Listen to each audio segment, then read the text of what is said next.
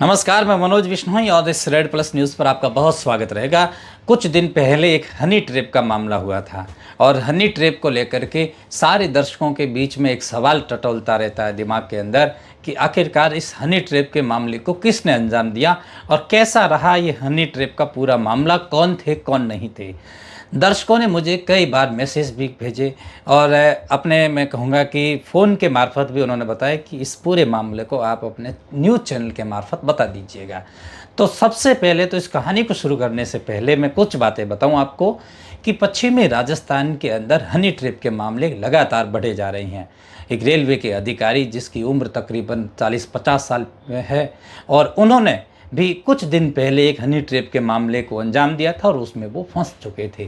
लेकिन सबसे बड़ी बात है कि मर्यादाओं को तार तार कैसे कर सकते हैं। आप पथ से विचलित मत होइएगा।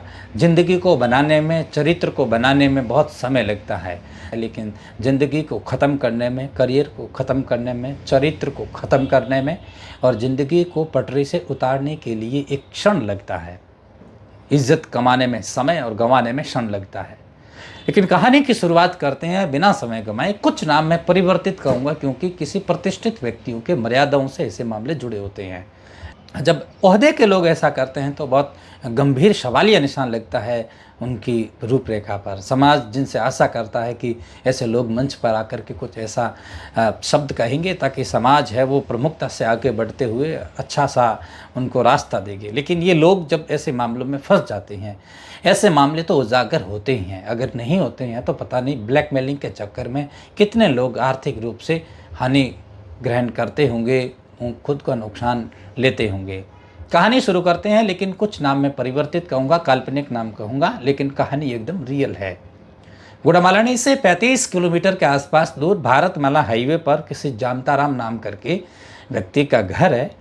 अब इस एफआईआर, मेरे हाथों में एक एफआईआर की जो कहूँगा कॉपी है और इसमें ये 8 अप्रैल 2025 की घटना को बताया गया है, जिसमें ये कहा गया है कि जामताराम ये कहते हैं कि मेरी है वो किसी महिला के साथ में बातचीत हुई है और 2-4 महीने पहले है वो होती रहती है।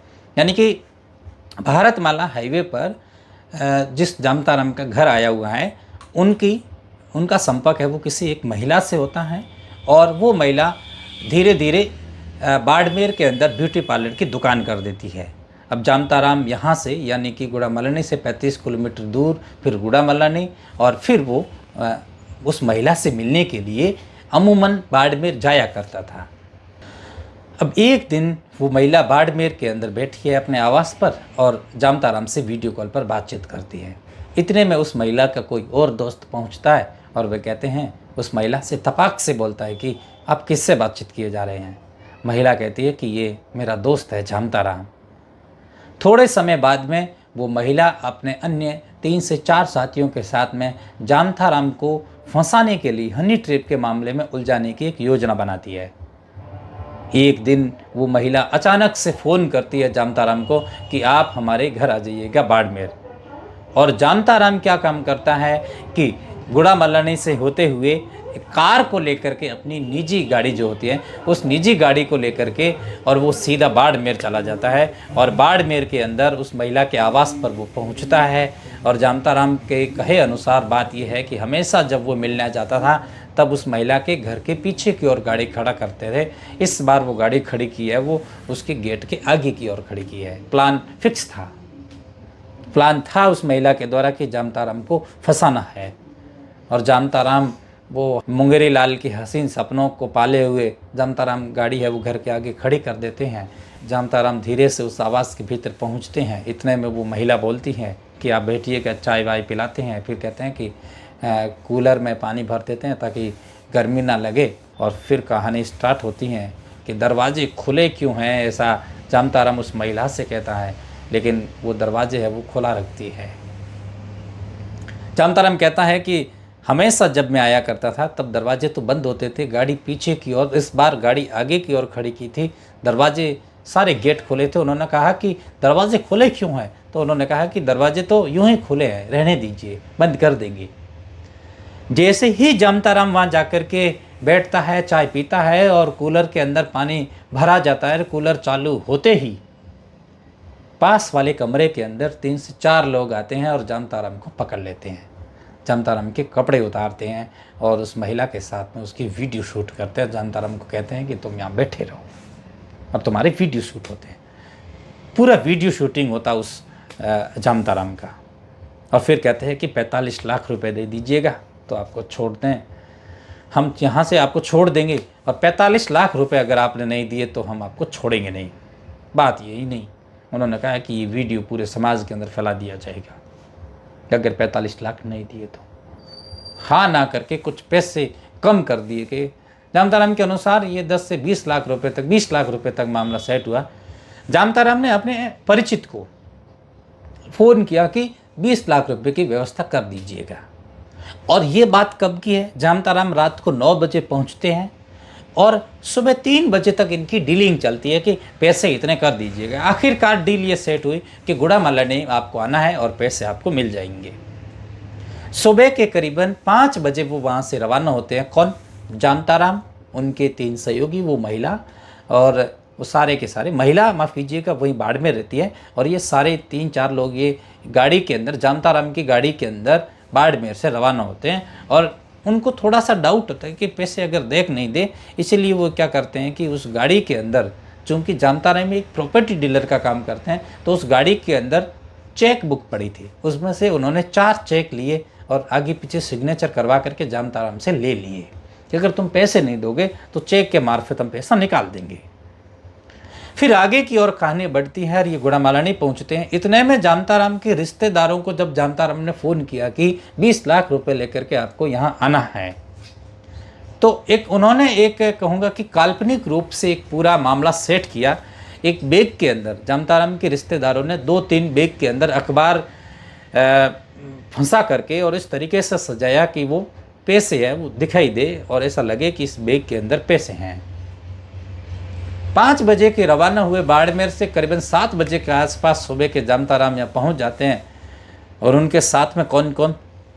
एक रतन नाम करके एक लड़का है, एक बाबू नाम करके एक लड़का है, और एक अर्जुन सिंह नाम है, ऐसा नाम करके लड़का है, एक कोई और है। 4 तो ये है और 5वां जामताराम।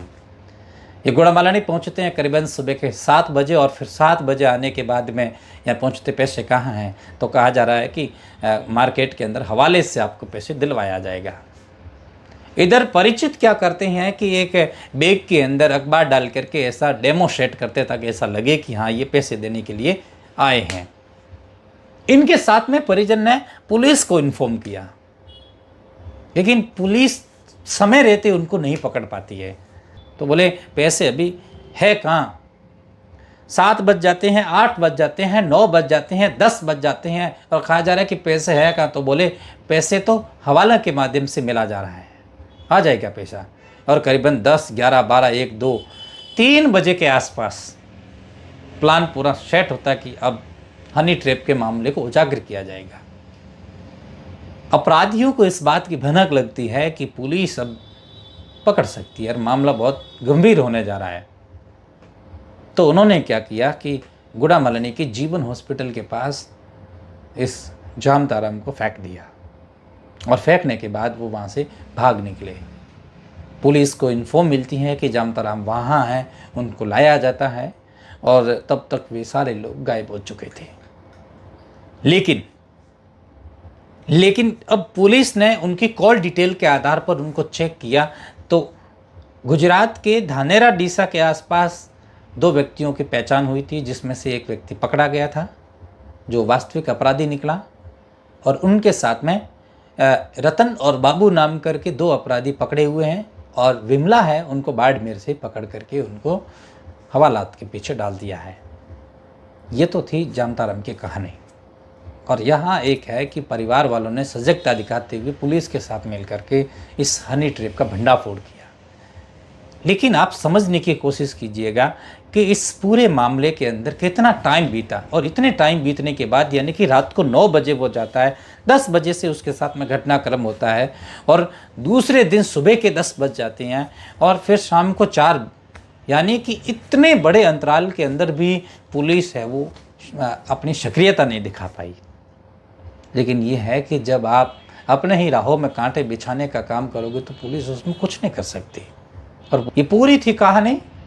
एपिसोड के अंदर इतना ही, हमें दीजिए इजाज़त। मिलते रहेंगे एक और नए एपिसोड के साथ में। बहुत शुक्रिया आपका जुड़ने के लिए।